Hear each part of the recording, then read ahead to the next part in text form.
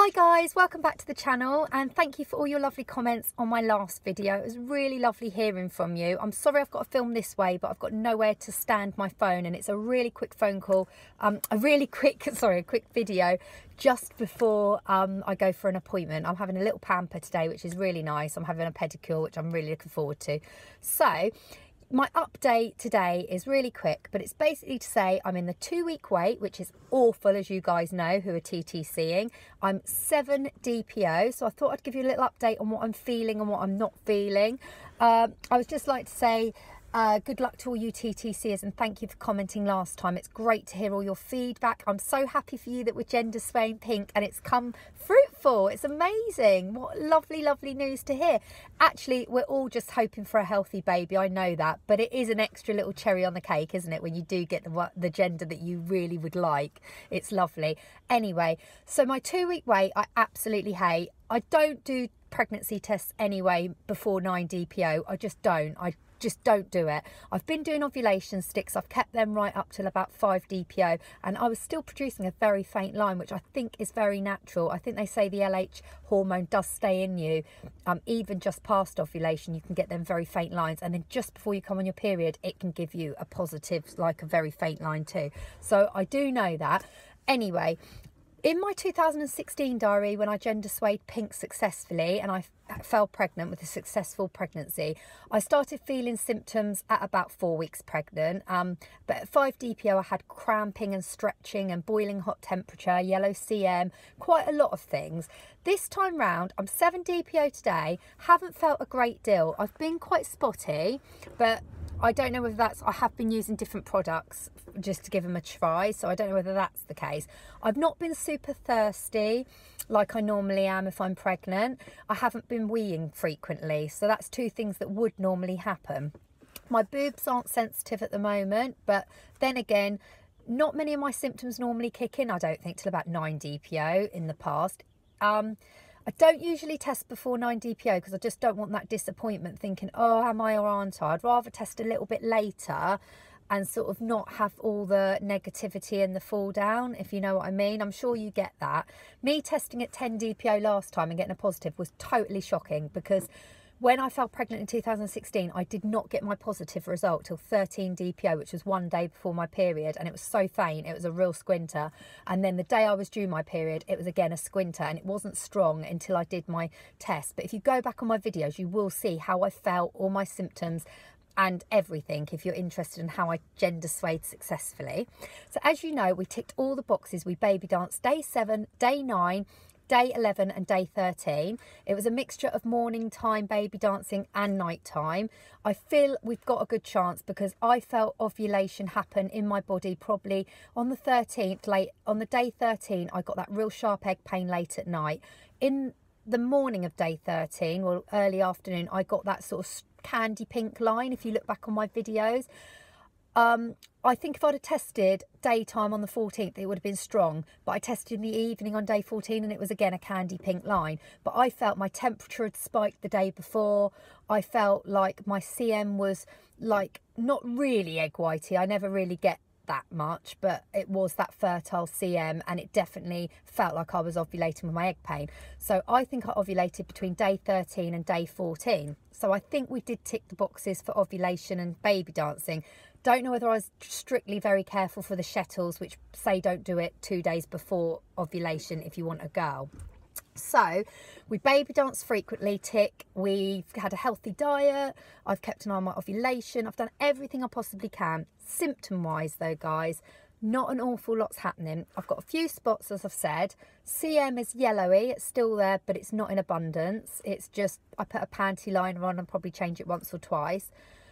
I felt some tummy ache last night and it lasted about 2 hours, and it was just a dull tummy ache, and it got a little bit on a scale of 10's really painful and 1's not. I suppose I was about on a 6, so not sharp cramps like I felt before on the side.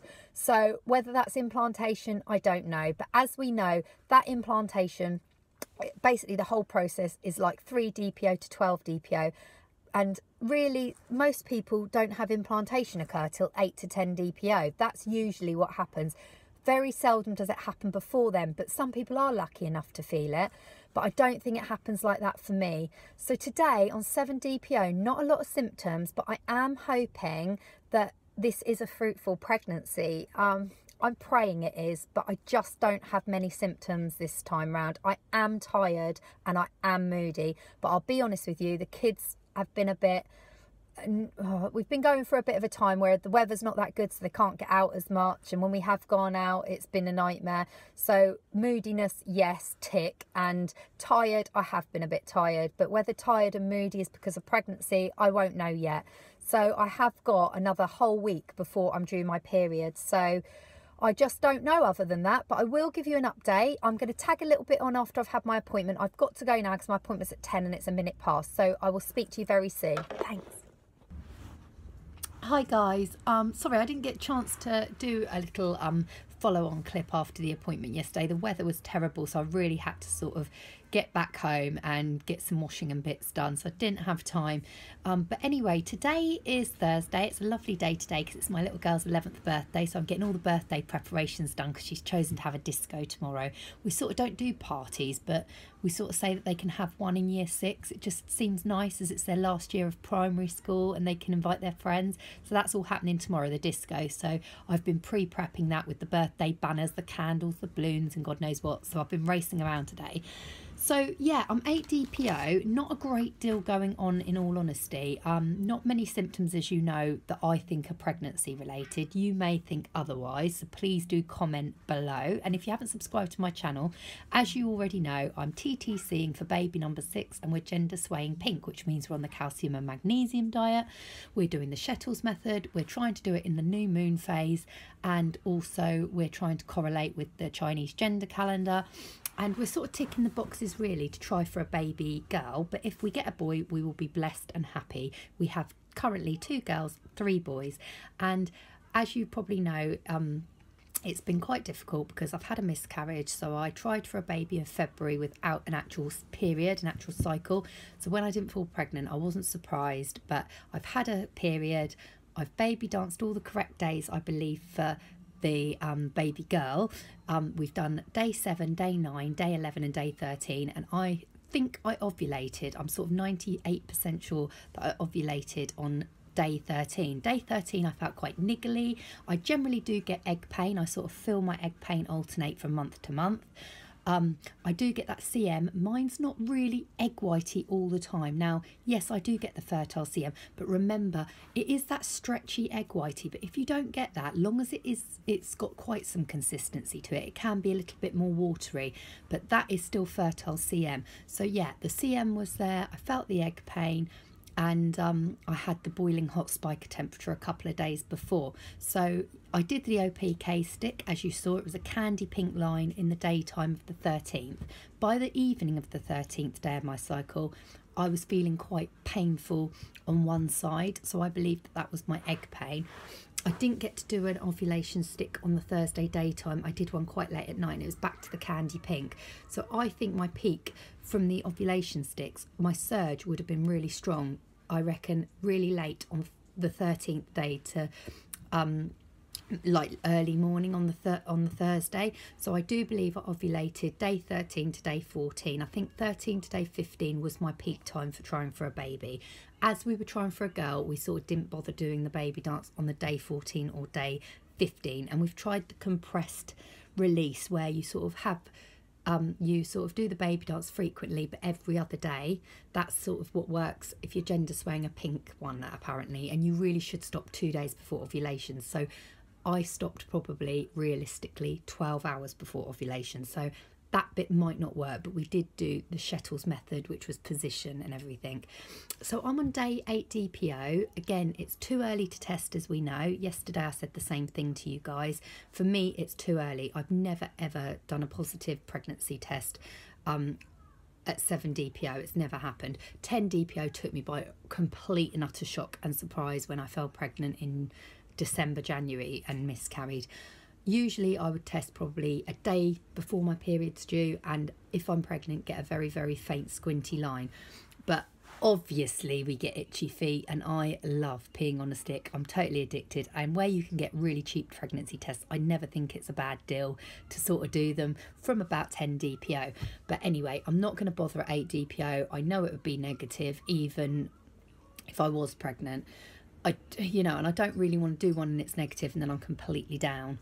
So I probably will do my first test, maybe, I keep saying 13 DPO, a day before my period. I may well do one before then, but I don't want to do it too early this time. I just don't want to.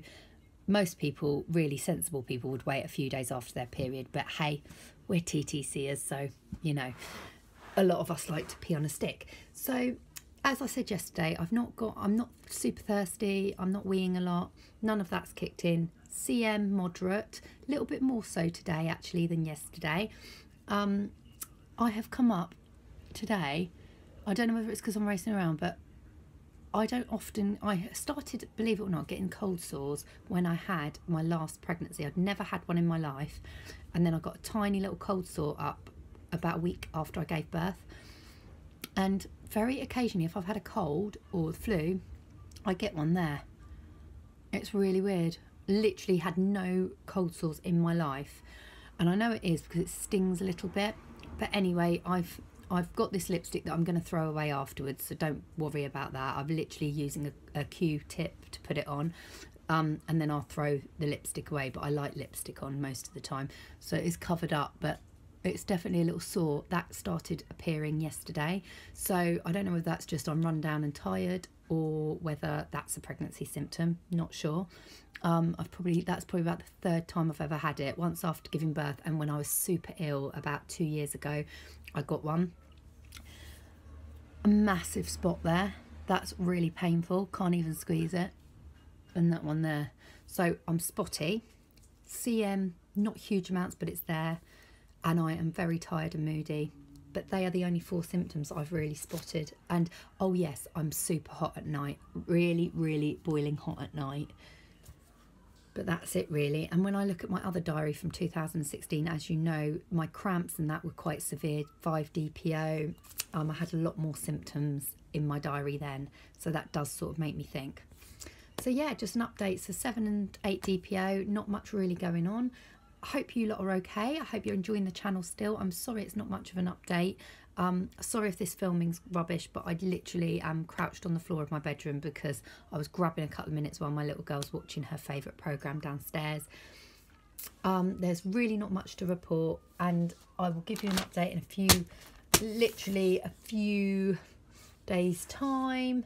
So I am due on my period next Friday. That would be my day that I'm due on my period. So really I should be knowing a bit more soon if I am or not, but I don't actually feel pregnant, and that's a bit gutting because I'm got everything crossed for falling pregnant. But hey, I'm going to enjoy the day. It's much better weather today, very blowy but beautiful sunshine, and it's my girl's birthday, and that makes it all worthwhile for me. So happy Thursday to everyone. Please subscribe and tell people about my channel, and yeah, if you've got any comments down below, please let me know, and baby dust to you all. Bye.